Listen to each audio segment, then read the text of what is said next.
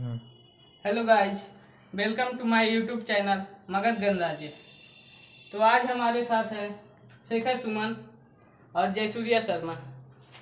ये नीट के एस्पायरेंट है और ये पॉलिटेक्निक। तो आज हम जानते हैं इनसे इनकी राय नीट और इंजीनियरिंग एग्ज़ाम के बारे में। तो शेखर सुमन, आप क्या कहना चाहेंगे नीट एग्ज़ाम जो हमारी इंडियन गवर्नमेंट कंडक्ट करवा रही है? कहना क्या चाहेंगे, पहले भी बोल चुके हैं एक बार, और हम नहीं मतलब पूरे देश की तरफ से आवाज़ उठ चुका है। बहुत सारे पॉलिटिकल लीडर्स आए, न्यूज़ चैनल आए, बहुत लोग भी सपोर्ट किए, बहुत लोग भी बोले, लेकिन ऐसा तो गवर्नमेंट कुछ किया नहीं कि मतलब बच्चों को हेल्प हो सके। और ऊपर से बहाना बना दिया कि 85% बच्चों ने एडमिट कार्ड डाउनलोड किया, तो भाई एग्ज़ाम हम लेंगे। और सबसे हंसी तो मुझे इस बात की बढ़ती है कि इतने सारे बच्चे आवाज़ दे रहे, वो समझ नहीं रहे, और पता नहीं वो एक मतलब होता है ना, क्या कहते हैं उसे, साइलेंट वर्ग ऐसा क्या बोल दिया उन्होंने जिन्हें इतने प्रभावित हो गए। शिक्षा मंत्री रमेश घड़ियाल जी, पोखरियाल जी नहीं, उनके ऐसे बर्ताव से तो घड़ियाल ही है, मतलब पोखरियाल जी। तो साइलेंट लोगों ने उन्हें ऐसा बोला कि पोखरियाल जी आप एग्जाम कराओ, और वो सुन गए। और पूरा देश नाच नाच के ट्विटर पे बोल रहा था 25 दिन से कि पोस्टपोन्ड करो, लेकिन सुना नहीं उन्होंने। क्या बोले, अब जो कर दिया सो कर दिया है, तो अब उसका रिजल्ट देखेंगे कुछ दिन कोरोना बाद। जैसे पैंडेमिक में एग्जाम कंडक्ट करवाना, इसका आउटकम क्या हो सकता है? आउटकम तो दिख रहा है धीरे धीरे। अब मतलब आज ही देखिए, मतलब 45% अटेंडेंस बना है फर्स्ट शिफ्ट का, कल हुआ था 35%। मतलब 55% 75% बच्चों ने बंगाल में एग्जाम ही नहीं दिया। तो ऐसे क्या फायदा यार, मतलब आप हमेशा बोलते हो democratic country, right to equality है। आधा बिहार और असम तो फ्लड से अफेक्टेड है। जिसे घर में खाने के लिए नहीं है यार, वो किताब कैसे पढ़ेगा बेड पे बैठ के, जब हमारे देश का पार्लियामेंट नहीं चल रहा, तो वोट वैसे नहीं चल रहा। कंडीशन में एग्जाम कंडक्ट करवाना ये स्टूडेंट के लाइफ के साथ कितना बड़ा खिलवाड़ है।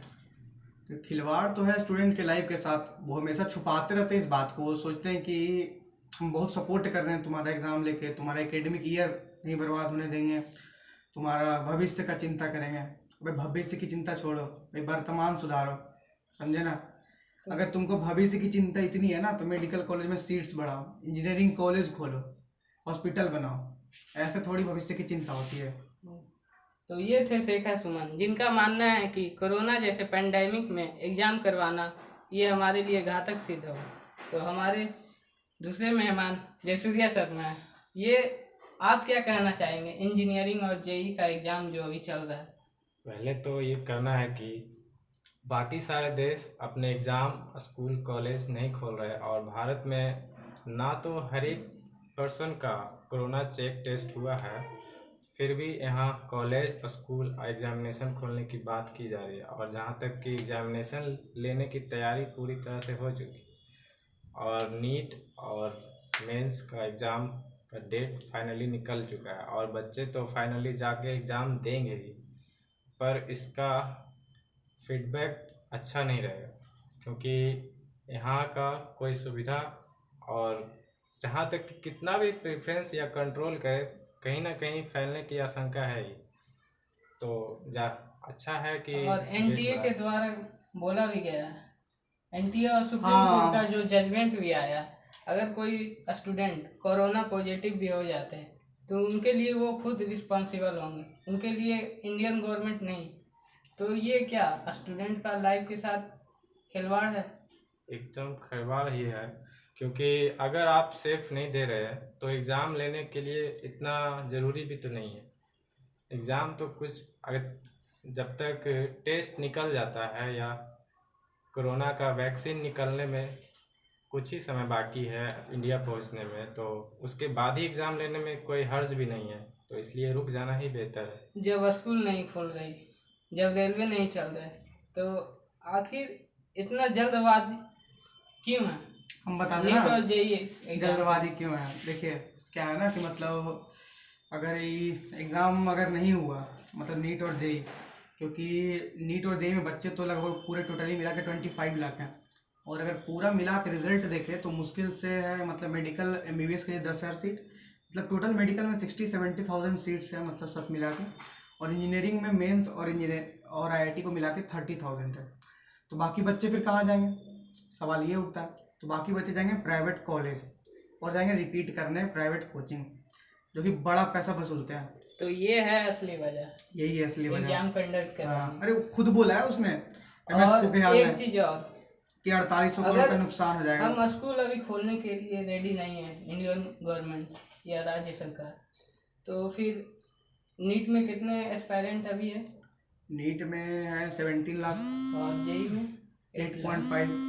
तो इतने बड़े स्टूडेंट के लिए, इतने लार्ज नंबर में, तो उनके लिए क्या इंफ्रास्ट्रक्चर तैयार किया गया है एग्जाम कंडक्ट करवाने के लिए? कैसे कैसे क्या होगा, इसके बारे में तो कहीं कुछ सूचना नहीं। सूचना तो दिया है उन्होंने कि हम सोशल डिस्टेंसिंग मेंटेन करेंगे, लेकिन आए दिन तो आप लोग देखते ही रहते हो पर YouTube कैसे होगा सोशल डिस्टेंसिंग? अरे अगर यही तो 25 बात है लाख ना, 26 यही लाख तो बात है बच्चे कि एक बार एक गैदरिंग में यही जाएंगे, तो बात है ना, बच्चे की पब्लिक बात नहीं है ना, ट्रांसपोर्ट का यूज करेंगे। बच्चे के पेरेंट्स भी जाएंगे। हाँ, यही तो बात है ना कि हिटलर का जमाना आ गया, मतलब तानाशाही किए जा रहे हैं सब। जैसा कि जानते हैं कि भारत सबसे नवयुवा देश कहलाता है, ज़्यादा युवा लोग हैं। 65% आबादी, उनके 35 उनकी ज़िंदगी से बस हमेशा की आयु ये के नीचे खिलवाड़ी की। है, क्योंकि कोरोना वायरस से अगर इफेक्टेड हो गए तो हमारी आबादी कहीं ना कहीं घटेगी और इससे हमारा बहुत नुकसान होगा देश में। नुकसान अभी नहीं दिखेगा, दिखेगा और अभी कुछ समय बाद दिखेगा, अभी सबको जैसे दिखेगा। कि इग्नू हो गया या फिर सोल डीयू हो गया या एनसी वेब हो गया, वैसे में ज़्यादातर स्टूडेंट मिडिल क्लास या फिर पुअर बैकग्राउंड के होते हैं, तो उनके लिए भी प्रॉपरली ये स्टडी मटेरियल हो गया या फिर ऑनलाइन वीडियोज हो गया, ये नहीं किया जा रहा है। लेकिन वहीं रेगुलर कॉलेज प्राइवेट वाले, जिसका फी भारी भरकम होता है, उनके लिए विशेष व्यवस्था किया जा रहा है। तो इसके बारे में आपका क्या कहना है? ये तो सब मानता ही होगा, तुम भी मानता होगा, लोग भी मानते हैं कि जहाँ पैसा हाँ वहाँ लोग, हाँ, ना बाप बड़ा ना भैया, सबसे बड़ा रुपया। तो जितना तुम दोगे उतना पाओगे। प्राइवेट कॉलेज में फी ज़्यादा दे रहे हैं तो मटेरियल मिल रहा है, और जो DU सोल वाले हैं, इग्नू वाले हैं, उनको कोई मतलब ही नहीं है, उनको क्या कर सकते हैं यार, मतलब कुछ नहीं हो आइए सकता। जानते हैं जयसूर्या शर्मा इस विषय पे आपका क्या राय है? जैसा कि है, शिक्षा यहाँ व्यापार हो चुका है। कोई शिक्षा को सही रूप से प्रदान करना नहीं चाहता है पहले की तरह, इसलिए सब कुछ ना कुछ प्राइवेट स्कूल वाले अपने बच्चों को उपलब्ध करा रहे हैं। उसी के जरिए फी भी लिया जा रहा है ऑनलाइन अगर पढ़ा रहे हैं, और ऑफलाइन नहीं पढ़ाने की वजह है कोरोना। तो इसमें जहाँ से जहाँ कम से कम सुविधा में अगर आप पहुँचा रहे हैं तो फी भी इसके अनुसार सोचना चाहिए और इस पे बात करना चाहिए सारे गार्जियन। मैं एक चीज़ देख रहा हूँ, ऑनलाइन एजुकेशन के चलते इंडिया में एक रिफ्ट डेवलप हो गया, पुअर और रिच स्टूडेंट। जो पुअर स्टूडेंट है वो तो अफोर्ड नहीं कर पाएंगे आईफोन, टैबलेट या लैपटॉप, और जो गरीब बच्चा, उन्हें तो ये भी नहीं पता होता है कि आज खाना मिलेगा या फिर नहीं। तो ऐसे दूर दराज गांव इलाके में, आज मैंने कुछ दिन पहले एक न्यूज़ देखा था, एक पिता ने अपने बच्चे के लिए अपना गाय बेच दिया, जो एकमात्र हाँ। कमाई का साधन था। तो मोबाइल के लिए।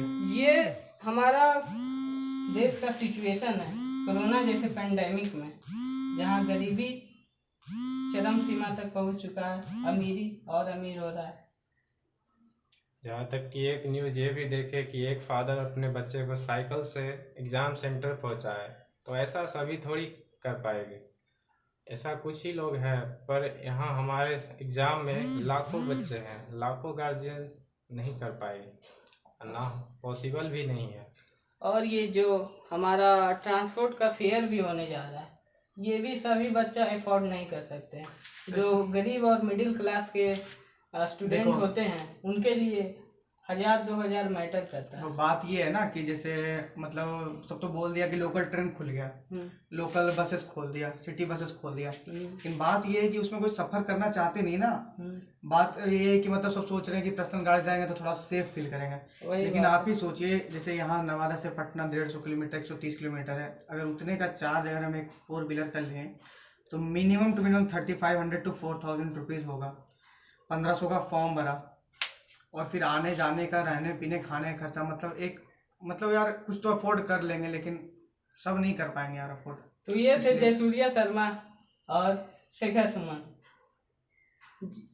जिन्होंने बताया कि कोरोना पेंडेमिक में एग्जाम करवाना सही नहीं होगा। इसका तो बात आप क्या आगे सोचते पता हैं? चलेगा अभी आपको। तो आप क्या सोचते हैं? अपना विचार, अपना प्रतिक्रिया कमेंट बॉक्स में दें, और अगर नए आए तो चैनल को सब्सक्राइब कर दें। इसी तरह से कंटेम्प्ररी इशू अभी जो समाज में चल रहा है उसे देखने के लिए। That's for this video. जय हिंद, जय जय भारत। भारत।